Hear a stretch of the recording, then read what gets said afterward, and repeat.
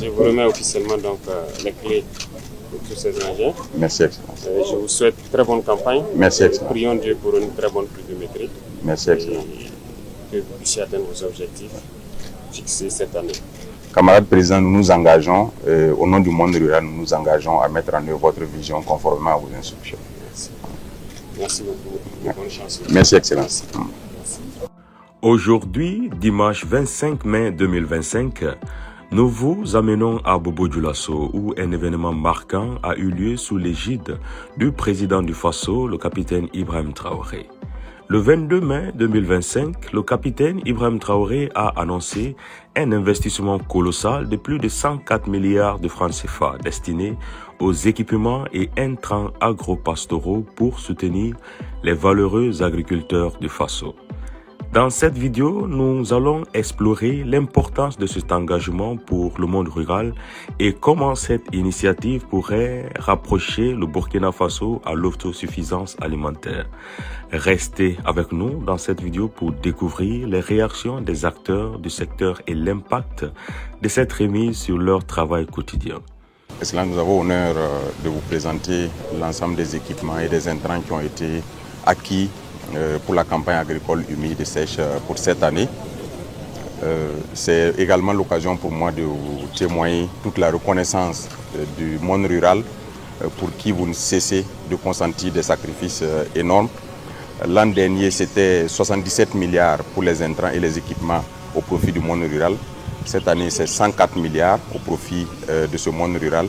Cela témoigne de toute l'importance que vous accordez à ce monde rural et de votre vision. Nous nous engageons en tout cas à mettre en œuvre cette vision et traduire cela par l'atteinte de l'autosuffisance alimentaire. Nous allons commencer ici par les semences.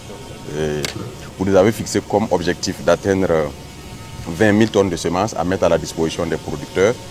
Cette année, au regard d'un certain nombre de contraintes, nous sommes à 15 000 tonnes. Mais les dispositions sont prises pour que les années à venir, nous puissions atteindre les 20 000 tonnes. Cela est également dû à la disponibilité de la semence aussi sur le marché. On a besoin d'un accompagnement aussi bien au niveau de la recherche qu'au niveau des producteurs semenciers.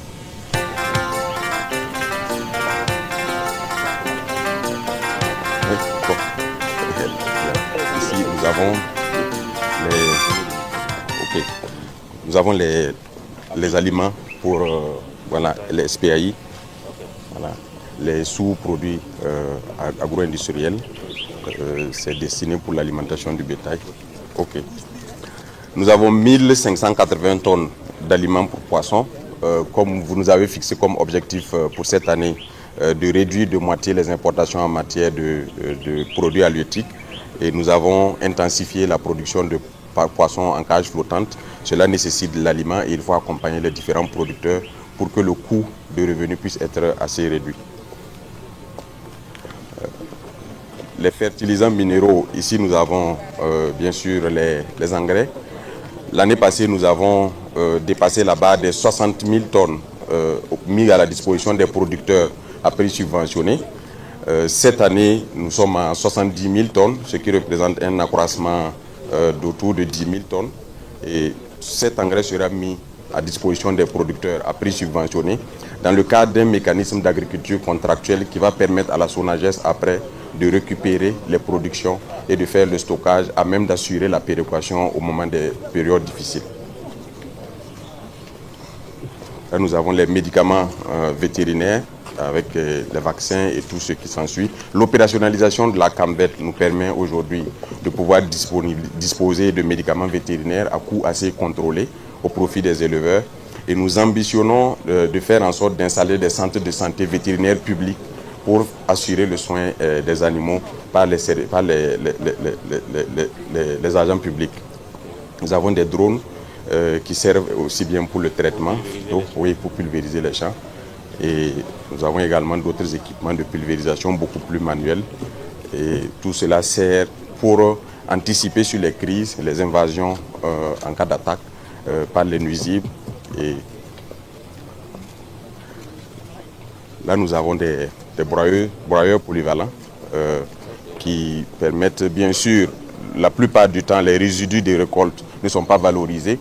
Après, on est obligé de les brûler dans les champs, ce qui détériore également les sols. Donc l'objectif, c'est de faire en sorte que, une fois qu'on récolte, que les résidus de récolte puissent être broyés et faire des piles pour pouvoir servir à l'alimentation des animaux. Voilà. Nous avons des unités de transformation de patates douces à chair orange que nous avons pu acquérir pour mettre à la disposition des coopératives de femmes et leur permettre de pouvoir transformer en chips et tous ces produits-là pour la consommation. Oui, c'est fabriqué sur place. Même ceux-ci sont fabriqués par des artisans locaux. Oui. Nous avons également des kits de transformation de la noix de cajou qui seront mis à la disposition, qui seront mis plutôt à la disposition des unités de transformation pour encore encourager la transformation locale et faire en sorte que nous ne soyons pas obligés d'exporter brut. Voilà. C'est toujours les broyeurs polyvalents, un autre modèle, toujours dans le sens de valoriser les résidus de la récolte. Nous avons pu acquérir un certain nombre de véhicules pour non seulement accompagner les services déconcentrés, mais également renforcer les capacités de la Sonater et de l'ONBA, qui sont de plus en plus opérationnels sur le terrain, dans la réhabilitation des barrages, mais également dans la réalisation de nouveaux barrages. Ils ont 4 grands chantiers en cours actuellement, donc ils ont besoin de capacités logistiques. Ouais. Et les autres, ce sont des véhicules qui sont destinés aux directions provinciales, mais également aux services déconcentrés tels que les brigades de mécanisation agricole que nous avons créées sur vos instructions pour pouvoir réduire la pénibilité du travail des agriculteurs. Toujours dans ce registre, l'année passée, grâce à votre appui, nous avons pu mettre à la disposition des agents plus de 770 motos pour rapprocher l'encadrement technique des producteurs. Cette année, c'est 1033 motos qui seront mis à la disposition des agents. Nous avons choisi ce type de moto à cause de non seulement la résistance, mais également la faible consommation. Je pense que nous avons eu des retours d'expérience qui sont assez intéressants sur l'utilisation de ces motos. Nous envisageons d'en mettre 1033 à la disposition des agents. C'est toujours un peu insuffisant, mais je pense que ça renforce considérablement leur capacité pour pouvoir intervenir sur le terrain au profit des agriculteurs.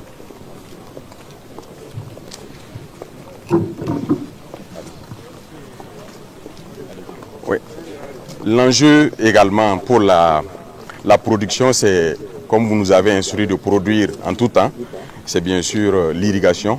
Et là, nous avons des motopompes pour l'irrigation sur les périmètres qui sont installés en amont ou en aval de certains barrages.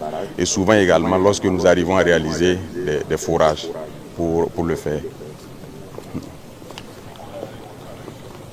Ce sont des équipements qui sont attelés soit aux tracteurs, soit aux motoculteurs pour pouvoir préparer les sols, mais également réaliser les semis.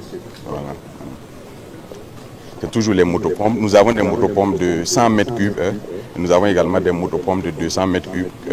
Nous avons également des motopompes de petite capacité, essentiellement solaires, pour pouvoir mettre à la disposition des personnes vulnérables et réduire le coût de production parce qu'il n'y a pas d'acquisition de carburant. Il nous a été signalé il y a de cela quelques semaines des risques d'invasion au criquet pèlerin. Donc nous anticipons et ces mécanismes et ces engins-là nous permettront de pouvoir assurer un traitement efficace en cas d'invasion et éviter les risques de perte de récolte. Oui, qui est attelé derrière. Nous avons pu nous doter de quelques moyens de transport parce que nous sommes totalement dépendants.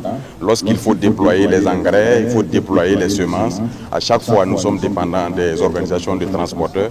Donc nous sommes dotés d'une capacité minimale de transport pour pouvoir assurer nous-mêmes le déploiement de nos intrants auprès des producteurs.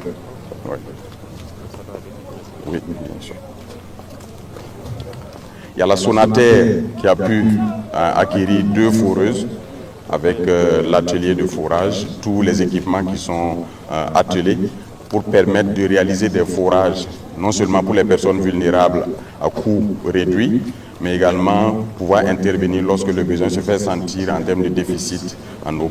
Donc ils sont déjà prêts à se déployer et pouvoir le faire.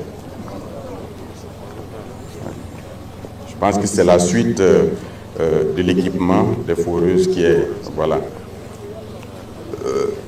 On entend souvent production en cage flottante. Beaucoup ne l'ont jamais vu. Ceux qui ont eu l'occasion d'aller sur le barrage de Bagré, Samandeni, barrage de Soum, Bapla, ont pu le voir. Mais là, nous avons un exemple de cage flottante. Et nous avons prévu cette année d'installer un certain nombre, près de 1000.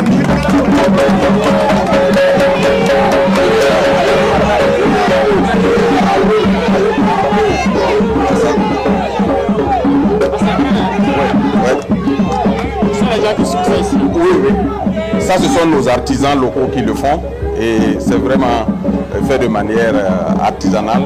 Ils se sont perfectionnés, ils avaient fait ça de manière carrée. Les contraintes ont fait que les soudures à un moment donné ne tiennent pas. Donc ils ont imaginé et repris le modèle pour le rendre circulaire et faire en sorte que les contraintes soient de moins en moins, aient de moins en moins d'impact sur la structure.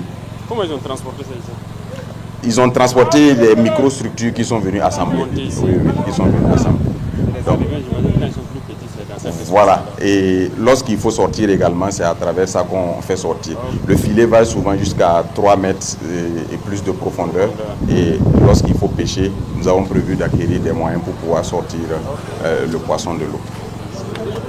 Nous avons prévu d'en mettre un certain nombre à titre gracieux au profit des producteurs.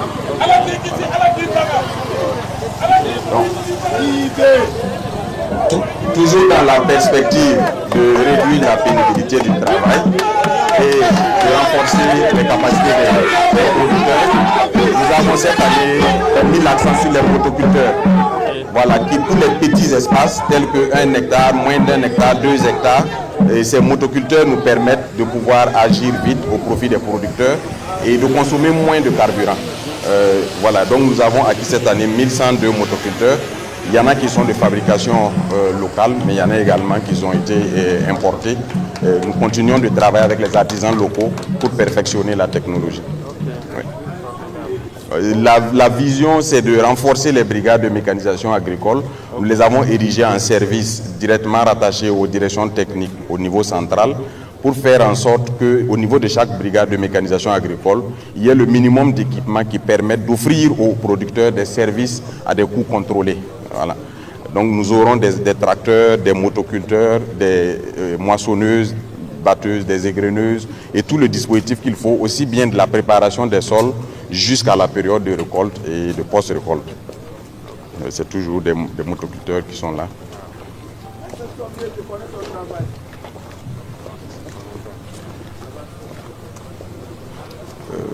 La quantité est très importante, donc nous avons juste mis un échantillon pour permettre de... J'espère qu'à la récolte cette année, on va acquérir aussi des équipements pour ça. Oui, oui, cette année nous avons prévu en tout cas des équipements post-récolte assez importants, des mini-moissonneuses pour permettre d'accélérer la récolte et enclencher, vu le volume d'aménagement que vous nous avez permis de réaliser cette année, de pouvoir enclencher rapidement une deuxième campagne. Parce que nous avons, dans chaque bas-fond qui a été aménagé, nous avons pu mettre un forage pour non seulement l'irrigation d'appoint, mais également faire en sorte que lorsque il y a des périodes de sécheresse, que nous puissions faire l'irrigation d'appoint, mais également même la campagne sèche, qu'on puisse produire les produits maraîchers sur une partie de la superficie. Voilà. Là, nous débutons la vague des tracteurs. L'an passé, grâce à votre appui, nous avons pu mettre à la disposition plus de 400. Cette année, c'est également plus de 500 qui sont prévus. Et nous comptons renforcer cela. C'est un dispositif pour faire un certain nombre une multitude de services, aussi bien la pulvérisation, également la fertilisation. Le traitement aussi peut se faire à travers ce dispositif-là. Le temps qui est là permet de mettre les produits. Là, nous avons des tracteurs de grande capacité et nous en avons de moyenne capacité également, 80 chevaux, 60 chevaux. En fonction de la superficie et en fonction également de la zone, nous déployons les tracteurs. Tout cela vise à renforcer bien sûr les capacités du pôle de croissance de Bagré, sur lequel nous ambitionnons d'installer dans quelques temps les agro-investisseurs qui sont intéressés et qui auront des produits, des projets structurés et nous comptons lancer un appel à manifestation d'intérêt. Et cela va permettre à Bagrépol de faire des prestations au profit des producteurs qui sont installés, vu qu'ils ont réussi à mettre quand même une certaine discipline sur la plaine depuis un certain temps. Cela vient renforcer les tracteurs qui sont déjà sur le terrain, qui ont commencé déjà les labours pour la campagne en cours, et vraiment qui se passe très bien. Et nous avons pu déceler quelques petits problèmes liés à des pièces de rechange, mais nos artisans locaux nous donnent satisfaction. Il va permettre d'adapter, de faire des pièces adaptées pour de reproduire sur place ici, pour que nous puissions remplacer lorsqu'il y a des soucis. Je suppose qu'il y a beaucoup de mécaniciens qui se forment déjà sur ces engins-là. Affirmatif, Excellence. Nous travaillons à cela et nous sommes en train de redynamiser l'atelier mécanique pour faire en sorte non seulement de former davantage de mécaniciens, mais également d'outiller dans chaque commune un certain nombre de mécaniciens qui vont assurer l'entretien de tout ce matériel agricole moderne qui est en train d'être mis à leur disposition. Ce qui était déjà sur le terrain l'année passée, là, les retours sont bons. Oui, les retours sont excellents par rapport non seulement à la qualité des tracteurs, nous avons pu le voir nous-mêmes, mais également à l'entretien. Il y a eu quelques détériorations de pièces pour lesquelles nous avons, à travers la Sonater, acquis des pièces de remplacement pour pouvoir remettre ces tracteurs en selle. Mais 95% des tracteurs continuent de fonctionner sans difficulté et il n'y a pas de cas particulier signalé. Cela a permis en tout cas de faciliter le travail des producteurs, mais également d'accroître les superficies de manière assez substantielle. C'est toujours la gamme des tracteurs qui différentes puissances en fonction du besoin. Ça, ce sont des 60 chevaux. Voilà. Je pense que ce sont des 60 chevaux. Là, nous avons 80 chevaux. Je pense que les 3 derniers sont des 80 chevaux. La charrue et puis tout le dispositif de préparation de sol qui est là. Cette maçonnerie. Oui, chaque tracteur a tout ce dispositif et la charrue. C'est la première fois, je pense, sur le territoire national que nous puissions avoir un tel équipement. C'est une moissonneuse batteuse. Ça permet pour les grandes superficies de rentrer dans le champ, de faire la récolte et de sortir le produit fini, sortir les graines telles que vous le voyez sur l'image. Oui. Donc, ce dispositif-là peut être sorti et il y a un camion qui le suit, de telle sorte qu'au fur et à mesure, comme c'est indiqué sur l'image, au fur et à mesure qu'on récolte, le produit fini sort directement et est repris dans le camion. Je pense que c'est une première que nos producteurs puissent avoir accès à un tel équipement. Et après la phase pilote, nous allons essayer de voir si nous pouvons sur chaque grande plaine mettre un tel équipement pour accélérer les récoltes et faire en sorte que les gens puissent produire 3 fois au moins au cours de l'année, vu que nous avons renforcé les capacités de mobilisation d'eau. C'est nécessaire, parce que si je prends dans la zone de Sourou, on a immobilisé carrément une unité pour sécuriser les récoltes pendant près de 4 mois de récolte. C'est difficile. Oui, affirmatif. En tout cas, nous bénéficions de l'appui des forces, il faut le dire. Et à Bagré, sur vos instructions, c'est plus d'1 millier d'hommes qui sont déployés sur site. Et depuis ce temps, les gens produisent sans aucune difficulté. Et ça nous a permis même d'étendre les superficies aménageables pour permettre aux producteurs de pouvoir travailler.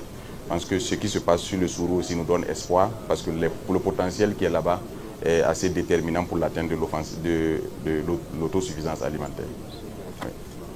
Donc, voilà un peu, Excellence, l'ensemble du matériel que nous avons pu acquérir cette année au profit des producteurs. Ce matériel ne prend pas en compte l'ensemble des aménagements qui ont été effectués sur l'étendue du territoire national au profit des producteurs. La plupart de ces aménagements sont prêts. Et si nous comptabilisons ces aménagements, cette année, les investissements pour le secteur agropastoral sont autour de 192 milliards au profit des producteurs. Parce que nous avons pu faire des bas-fonds, nous avons pu faire des périmètres irrigués. Avec le renforcement des capacités de l'ONBA et de la Sonater, nous sommes également en train d'accroître la capacité de rétention d'eau pour pouvoir produire sur plusieurs cycles. Je pense que l'opérationnalisation de la Sobimap aussi a induit une diminution du coût des intrants. Et nous nous engageons en tant que celui à qui vous avez confié la responsabilité de servir le monde rural. Je m'engage au nom du monde rural à mettre tout en œuvre pour que votre vision d'atteindre la souveraineté alimentaire puisse être atteinte. Merci, Excellence. Merci beaucoup. Appelez-moi le directeur de Wenba. Wenba. Wenba et puis Sonatel. chef d'un projet Sonatel. Ils sont où là? Préca. Oui. Comment vous allez? Ça avance? Tout va bien? Préca, ça c'est Sonatel, oui. Ça va? Ça avance avec les travaux? D'accord. On a spécialisé la Sonatel sur le curage des anciens barrages parce que nous avons plein qui sont curés. Et à Boulbi, ils ont pu décaisser près de 150 000 mètres cubes, ce qui a permis quand même d'accroître la capacité. Ils sont sur Itenga, où ils sont en train de travailler. Et l'ONBA est sur la réalisation des nouveaux barrages. Ils ont reconstitué la digue du barrage de Goulouré et ils sont en train de faire une extension qui va multiplier les capacités de rétention d'eau de 80 000 m3 à 800 000 m3 d'eau. À chaque fois que nous avons l'occasion, nous aimons leur rendre hommage, car nous savons qu'ils sont tombés pour nous. Nous disons que si la France n'a pas oublié le général de Gaulle, que si les Américains n'ont pas oublié Martin Luther King, nous n'avons pas le droit d'oublier Thomas Sankara, Patrice Lumumba, Kwame Nkrumah, Jomo Kenyatta, King Rastafari from Ethiopia. Ils ont oublié la prison d'Assabo.